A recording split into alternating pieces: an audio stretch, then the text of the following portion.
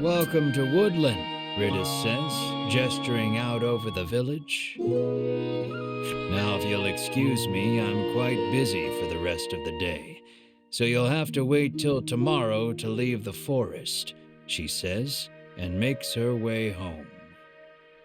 That girl is in a world of her own.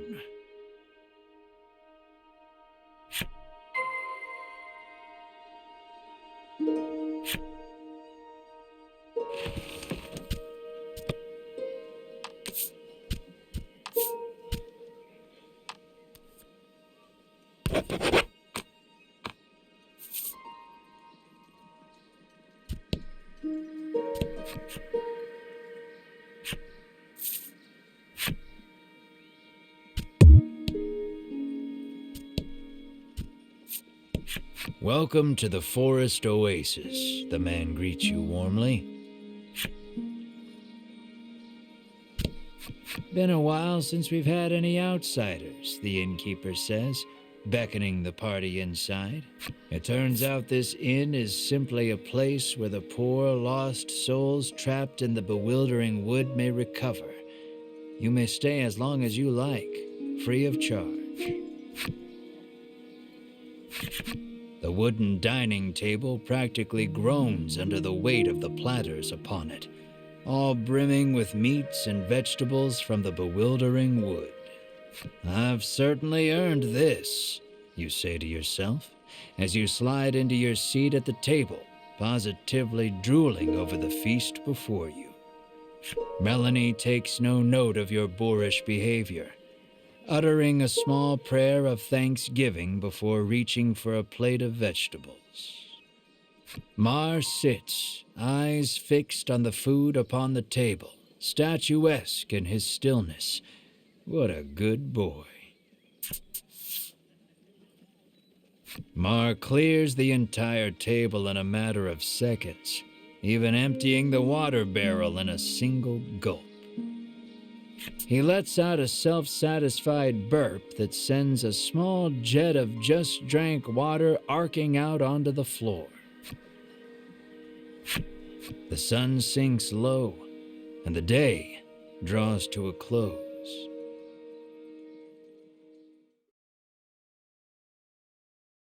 A scream pierces the silence. Fire! You leap out of bed, adrenaline coursing through your veins. The others follow suit, and before long you've burst through the front door and into the street. Ridis's house is ablaze, a nearby villager screams.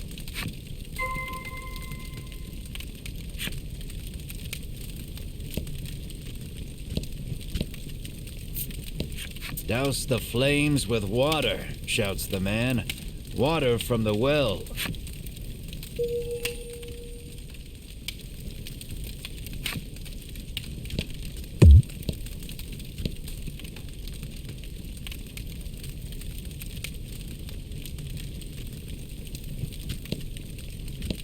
My mother is still inside, Ridis shrieks, darting past you to fetch water from the well south of the village.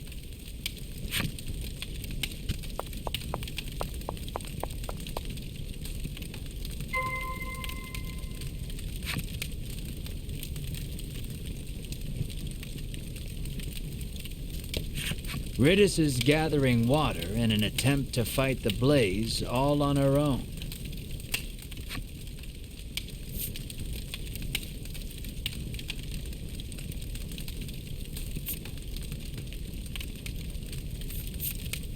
Mar's eyes light up. He scrambles over the edge of the well and sucks the well dry in an instant. He pokes at his swollen belly and gestures toward Ridis's house, as if to say, "Get me back there, quick."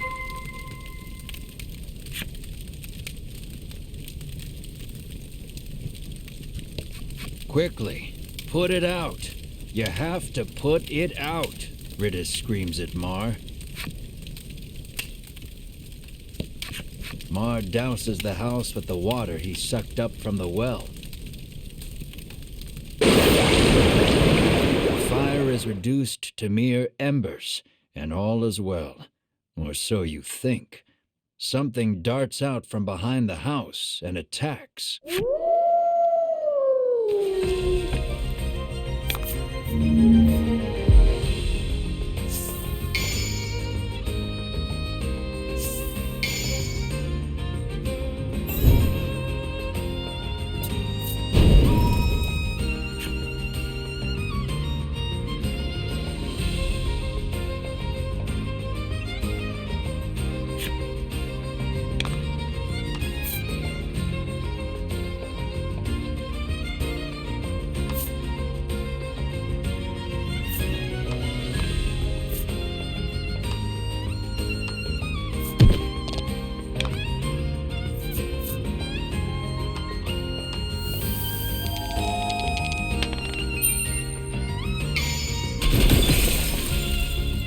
Nice work.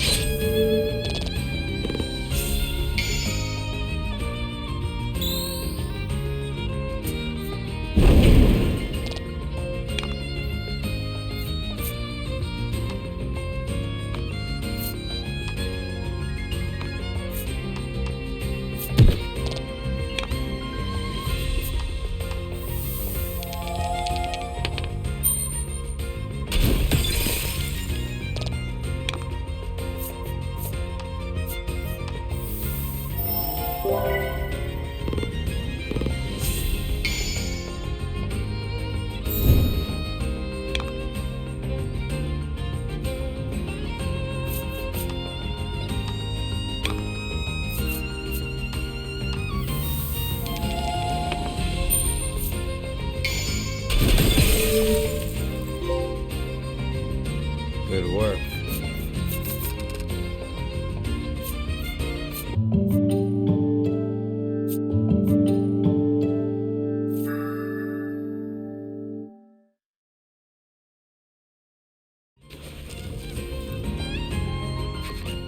The fiery beast dispatched, you return to putting out the last of the blaze with Mars' help. Ridis's mother, now safe, tells you the creature came out of nowhere and set the house aflame. What would bring a creature of fire to a place like this, you wonder?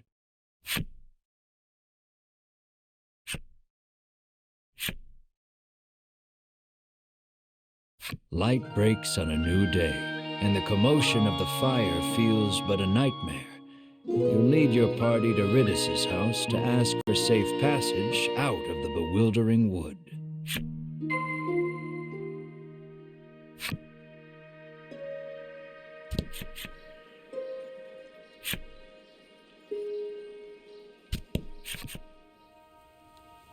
You follow the curious sounds to their source, our resident well water lover, digging at the dry well with his bare hands. He digs and digs, but no water is forthcoming. What's worse, he has injured his hand in the process.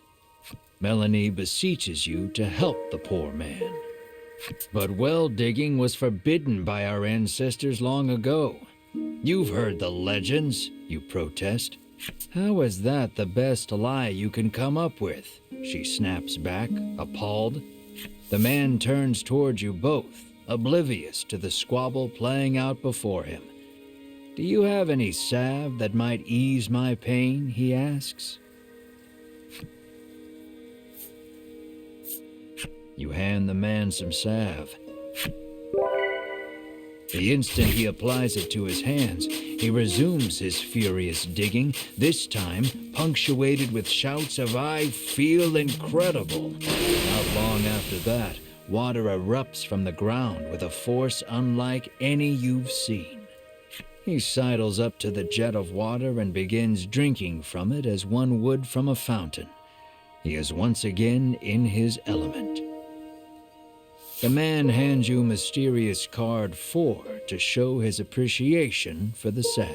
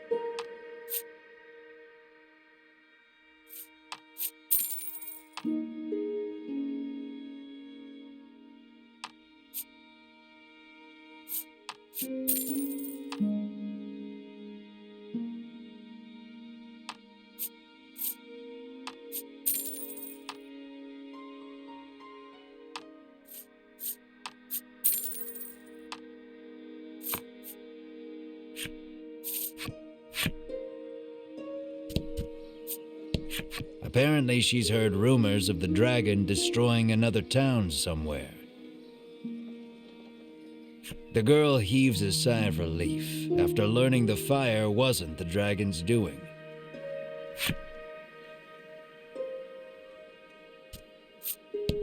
This road takes you to the east side of the bewildering wood, but you'd be hard-pressed to find your way without a woodlander's help, the guard warns.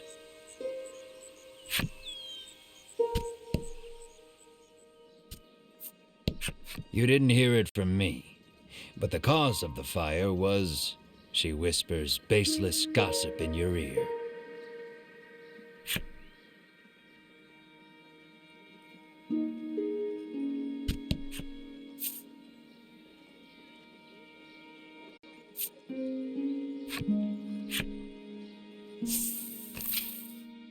Though spared from complete collapse, Ridis's home has been thoroughly scorched.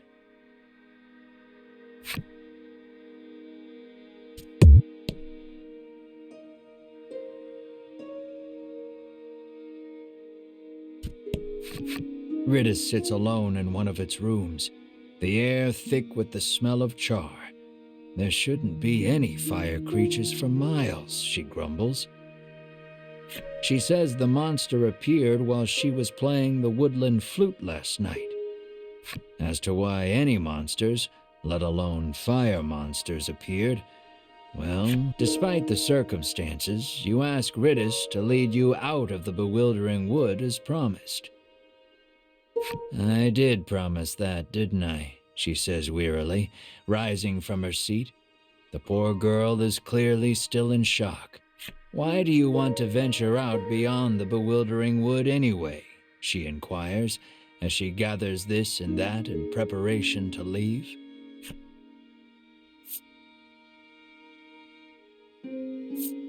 We are in search of the dragon, you say valiantly, adding, the reward will be significant should we defeat him.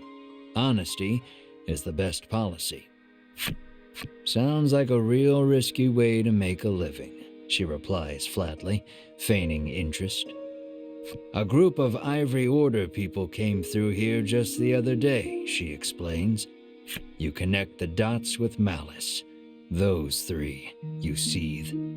At last, Ridis is ready to depart for the edge of the bewildering wood.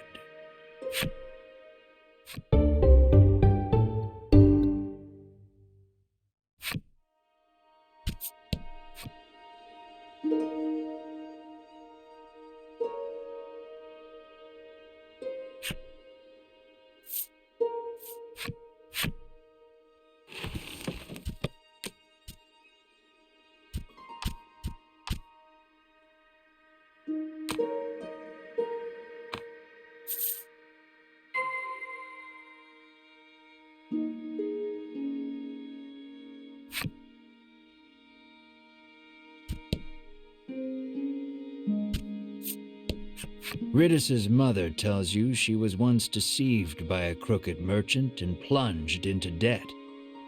Ridis has been working to repay the debt ever since her mother took ill. You lightly press your thumb and forefinger to the corner of each eye, a mixture of sadness and anger swirling within you. Ridis's mother is in no small amount of pain.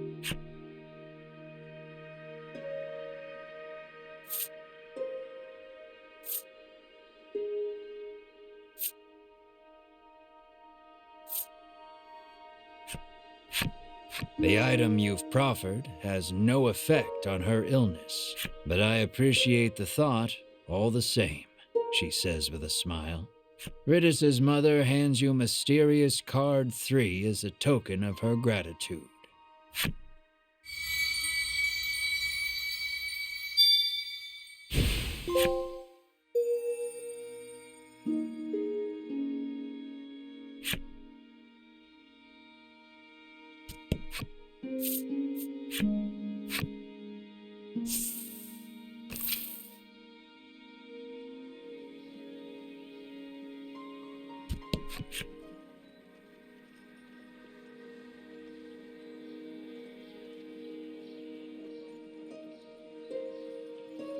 Upon seeing that Ridis is with you, he steps aside and lets you through.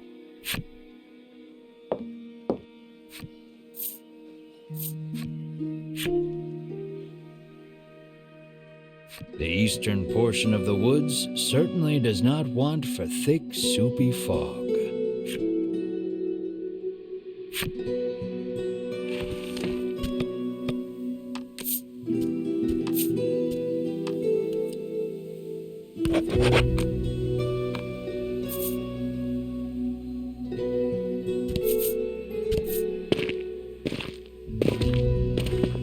You turn away, ready to lead the party deeper into the bewildering wood. "Wait just a moment, you lot," calls the voice of an older man from somewhere behind you. Ridis appears to be familiar with him. She calls him Mr. O. "Here you are, young lady," he says, handing her a slip of paper.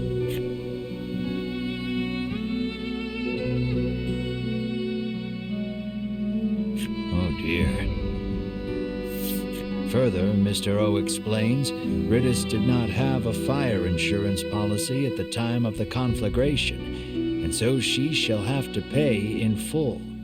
I'll thank you kindly to pay by the end of the month. Bye now, Mr. O says, receding from view as he returns to the forest. Hee.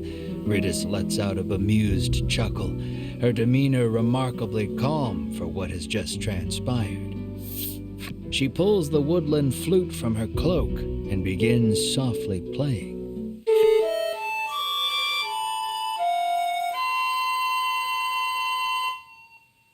Ridis's ear-splitting performance, shall we say, draws monsters out from behind the trees. Within moments, they are nearly upon you.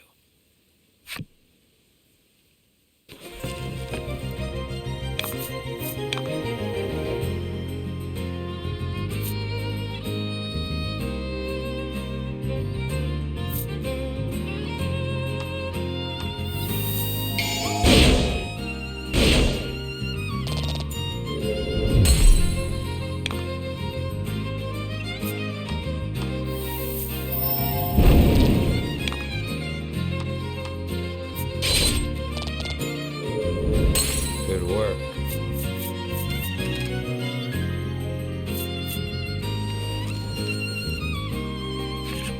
That's odd. I must have made a mistake, Ridis says, burying her face in her old book once more.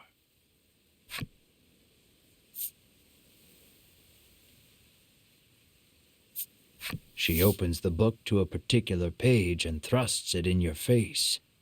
You can't tell anyone in the village I let you see this, okay? It's a page of sheet music with a note scrawled beside it that reads, Play this lucky tune to reverse your financial fortunes and make money woes a thing of the past. No matter how many times I played this last night, our debt never went down, she fumes, incensed. You inspect the page a bit more carefully. Off in a corner, in letters so small as to be illegible, another message reads, "May summon monsters if played incorrectly." You finally see that so long as Ridis holds the flute, this is nothing more than a monster conjuring melody. You snatch the woodland flute from her hands. "You have lost your flute-playing privileges," you inform her. "But I'll never escape from this mountain of debt without it," she cries, clearly still believing in the melody of fortune. Melanie quietly opines that while Ridis is many things, bright is not one of them.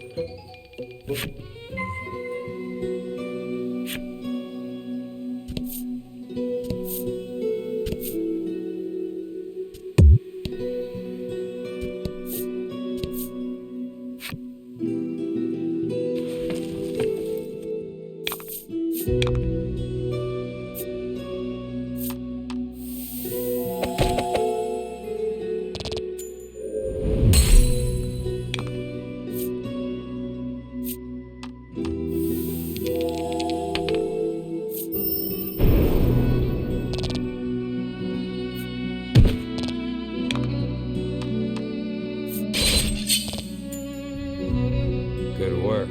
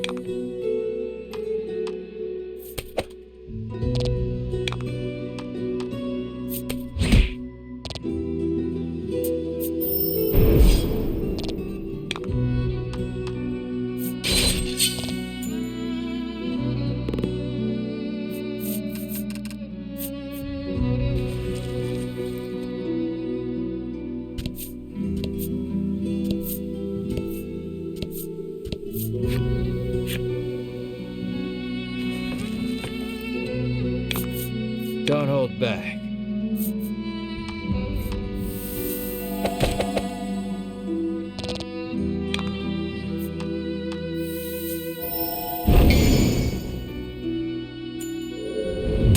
Fortune.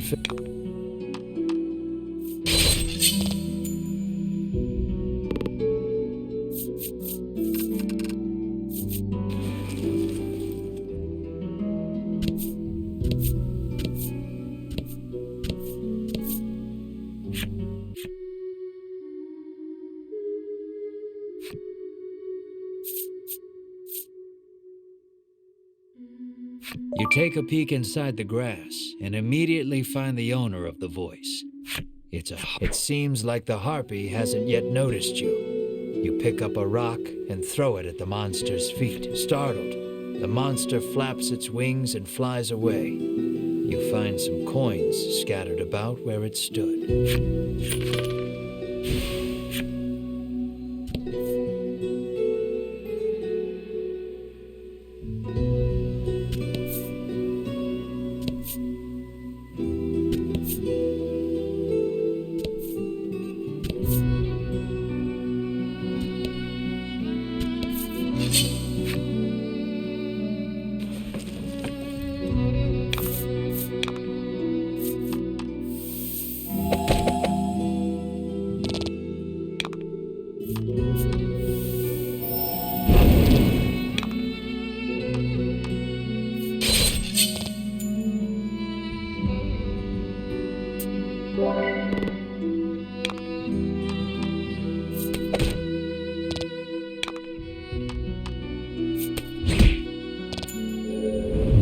You did great.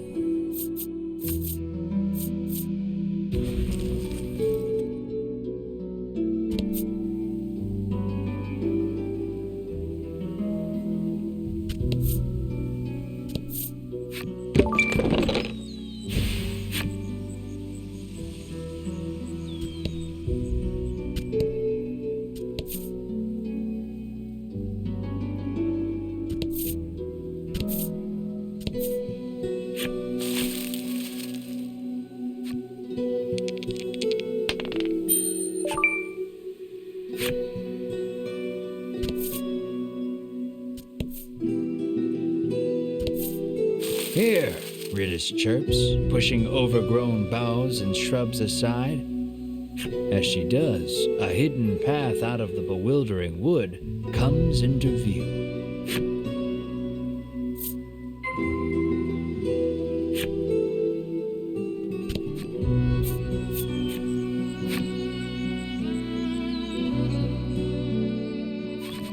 At last, you are free of the bewildering wood. Praise the power of the woodlanders, you squeal in admiration of Ridis. She giggles bashfully. You've certainly kept your promise, you say. Thank you for showing us the way. I was hoping I could join you on your quest to defeat the dragon, Ridis suddenly blurts out.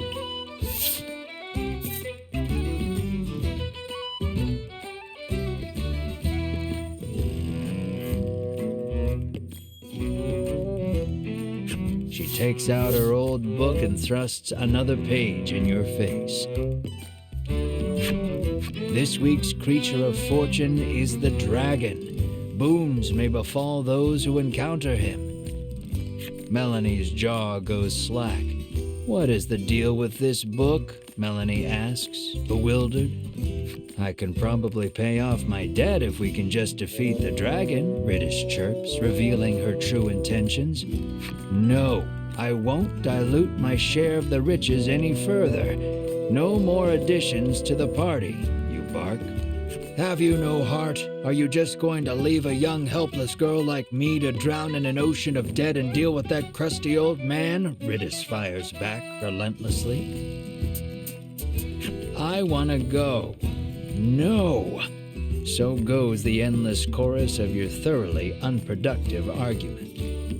Melanie calmly reminds you that the party in its current form stands little chance of defeating the dragon. See, you need me, Ridis says, sensing an opportunity. Your well-reasoned argument of no thwarted, you nod your head in resignation and welcome Riddis to the party.